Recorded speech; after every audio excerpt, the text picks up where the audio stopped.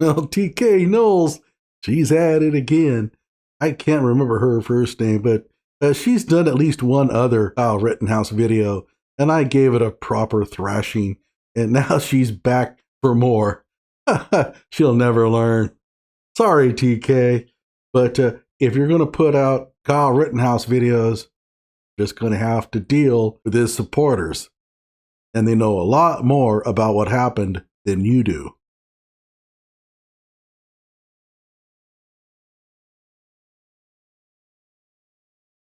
So let's have some fun. Hello out there. I am trying to get through. With his powerful brainwaves cradled in the warmth of reasoning, it's time for Johnny Walker Dread to straighten you out on a thing or two. Emanating all the way from exciting Las Vegas, Oklahoma, it's the Johnny Walker Dread Show. What's to YouTube fam? It's your girl TK, and today I have decided that I wanted to get online and speak to you guys about Kyle Rittenhouse. And she has Trump there. That's because they can't get away from Trump. You ask, well, what about the Kenosha shootings? Trump! Jeez, man, it's called Trump derangement syndrome. I'm not a fan of Trump, but I'm kind of tired of everything hinging on him. You can't even engage in any kind of political discourse without people bringing him up. He lives rent-free in their heads. As well as Donald Trump. Now, I want you guys to know that I did do a video on Kyle Rittenhouse about 4, maybe 6 months ago. Yeah, I properly thrashed it. Again, I'll put a link in the description. And I basically let you guys know in detail how I felt about Kyle Rittenhouse, how I felt about him going to a protest, using a gun at a very young age. He was about 17 years of age. Yeah, I had a 30-30 when I was 9 years old, so what? And basically killing 2 Black Lives Matter protesters. Yeah, Joseph Rosenbaum was a Black Lives Matter protester. Hold on to that thought. You know what I'm saying? I gave you the good on it. Now, I want you guys to know, if you want to know exactly how I felt about that situation, then I really think you should check out that video. As a matter of fact, I'm going to leave it in the description box below. You won't need to do that because I'll have a link to my reaction to your video in the description below. Or I'll probably put a link in so you'll know how to, get to that video. But I want you guys to know, I'm just going to let you know, I'm going to keep it real, okay? Keep it real. I've been saying it. When you hear real, truth, facts in some sort of slogan, you know that it's going to be total horse manure. It never fails. Go on there and you see a YouTube, something about reels. Let's get real. It's the real deal and all these others. And it's all a bunch of lies. I told you my opinion. I think the guy was guilty. I think they let him go. You know what I'm saying? Now, I want you guys to know, someone stood out to me, which made me think more and more about prosecutorial misconduct. And that person was a guy named Gaige Grosskreutz. Now, I want to look back for a moment because I want you guys to know, on my little vision board, I wrote down some things about this individual. Number one, I want you guys to know that this man was an ambulance employee. He was a part of medical staff. He was at the protest, but he was not the protester. You know what I'm saying? He just said, you know what, I want to provide medical care. But here it is, this guy who is supposed to be providing medical care is the person who is holding the gun. Like, how in the fudge is that possible? How is it possible that you are there for medical care, but you're the same person who is holding the gun? Well, the two are not mutually exclusive. You know, the gun doesn't give off any kind of rays or energy waves that decapacitate a person from being able to deliver CPR. I mean, you can still pound on somebody's chest while still being armed. I don't know where people get this idea that a medic has to be unarmed. There are medics with arms. In fact, I have an entire video. It's actually one of my dumb argument series where I show you plenty of examples where there are armed medics. Now, I want you guys to understand something that I found very, very much so interesting. This person who is holding a gun shot at Kyle Rittenhouse. Kyle Rittenhouse shot at him. Wait, did we hear that right? Let's go back. This person who is holding a gun shot at Kyle Rittenhouse. Yeah, She said that Gaige Grosskreutz shot at Kyle. That's an interesting one. You got some explaining to do there, Gaige. Kyle Rittenhouse shot at him. He did not inflict harm to Kyle Rittenhouse, but Kyle Rittenhouse did inflict harm to him. So Kyle is the winner. Nothing very much so major. But what really got my attention is this is a person that is holding a gun in hand. And he was not killed. But guess who was killed? The protesters. People that was not holding guns, they were killed. That's called bringing a melee weapon to a gunfight. And yeah, if you do that, you're probably going to get shot. That's just the breaks. There's nothing in here about fairness. These self-defense cases are not about being fair. You want to have more firepower than your opponent. And when you do, you use it. Because you want to come out the winner. What I found very interesting was that, when you're thinking about prosecutorial misconduct, why did nobody say anything to GK, which is Grosskreutz? Why didn't nobody question him? He was supposed to be there for medical assistance, medical care, providing somebody some type of help me. You know what I'm saying? It was one of those situations. So how would you come there to provide medical assistance, but you got a gun in your hand? Now, one of the things I want you guys to understand is that Kyle Rittenhouse, you know what I'm saying, would like to say, and one of the things he's working with the Republican Party with now is the Second Amendment right. And I don't know if you guys realize it, but the Second Amendment right is the right to carry a firearm. Yeah, we realize that. You know what I'm saying? And the right to protect yourself. But the question that I would have for you is, if you went to a protest and you know that there is going to be protesters there. When I go to a protest, I figure that there are going to be protesters there. Sure. Why did you feel like you needed to protect yourself when you know these people were going to be advocating because someone lost their lives due to police brutality? So she's fallen into this crap that, well, the protesters there are always angels. Why would you carry a gun when these people are protesting police brutality and therefore would never hurt a fly? Yeah, well, Joseph Rosenbaum kind of dispelled that myth. The reason why Kyle carried a gun was because people like Jojo Rosenbaum tend to hang out at protests. But can you imagine how naive this is? If you're at a protest, then nobody can be hurt. Nobody can be hurt because, well, if they hurt somebody, that would be very hypocritical on their part. Yeah, like they aren't hypocritical. And let's face it, Jojo Rosenbaum was not a protester. He was an asshole. If you look up asshole in the dictionary, there's a picture of him right there. It was a Black Lives Matter protest. And he basically hunted someone down like a deer, in my opinion. You know, I think that we were both reading the same magazine article. There's this hunting magazine I like, and I was reading about it. It's in Africa, and there's hunters out there that are hunting lions. And while in the past you would use your camouflage and you would use your optics so you could stay a safe distance away. No, not now. What they're doing is that they walk amongst the lions. And then when the lion chases them, right at the point where the lion is about to sink his teeth into the person's neck, turn around and shoot them. That's the way to do it now. It's an extreme sport now. So yeah, that's what Kyle was doing. Walking amongst the protesters, trying to lure them into chasing him. A very clever ruse. And then once they chase him, then right before they actually kill him, you can turn around and shoot them. Yep, that's how it went down. You know what I'm saying? And I just feel like the whole incident could have been handled correctly.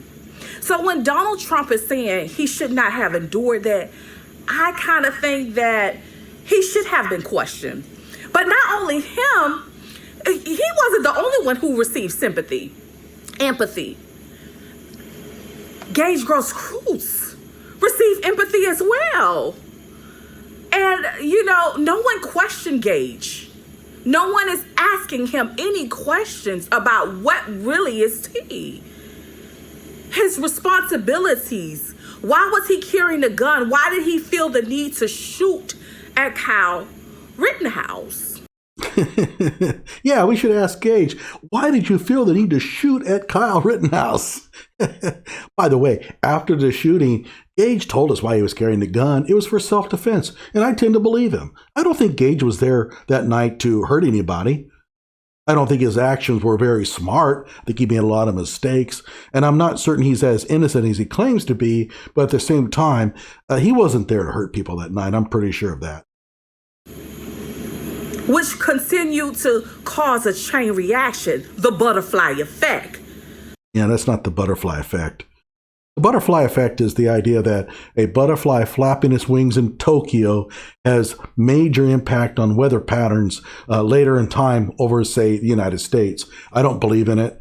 Frankly, I think that weather tends to be inherently stable, and therefore a butterfly flapping its wings has no impact at all in the long term. But whatever the case, let's not get into that. It's not just simple cause and effect. The Second Amendment, right, where they are now shooting Black Lives Matter protesters. The behavior, it was illegal. Or I shouldn't be saying the butterfly, it's actually the black effect. Like that song with Beyonce? It's the black effect. Put your hands up high. If you a real life gangster, put your hands up. If you kill other people, put your hands up. This is not a test. Put your hands up high. Fudge a false arrest. It's one of those situations. And it should not be happening. Boy, that sounds like a great song. Darn, I miss out on such good stuff nowadays. One of the things I want you guys to understand is that this was a Black Lives Matter protest.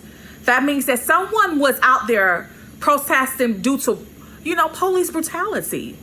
So she's basically saying that this was a Black Lives Matter protest, so all of the arson that took place during the night before, which was also a Black Lives Matter protest, was due to Black Lives Matter protesters. What is she admitting here? That Black Lives Matter protesters are arsonists, rioters, looters? No, as soon as you bring that up, all of a sudden, they're not BLM protesters anymore. But then when you talk about Kyle Rittenhouse being ambushed, they turn back into BLM protesters. You can't win with these people. Someone was killed illegally. It was very much so an unfortunate incident. It was Officer Rustin Shesky who shot Jacob Blake justifiably. The Wisconsin DOJ examined the evidence and said, oh yeah, this was justified. No doubt about it. And there aren't many people who actually examine the evidence with an open mind that come away thinking that Jacob Blake was in the right. No. But one of the things that I need you to understand, I need you to make sure that you are looking at is the fact. The fact is that there was police officers at that protest. Yeah, they did nothing, but okay. The fact is Kyle Rittenhouse decided that he was going to become security. The fact is Kyle Rittenhouse is under the age of 18 years old, and he was carrying a firearm when he crossed state lines. He was not in his hometown. Hey, you may say he was at work.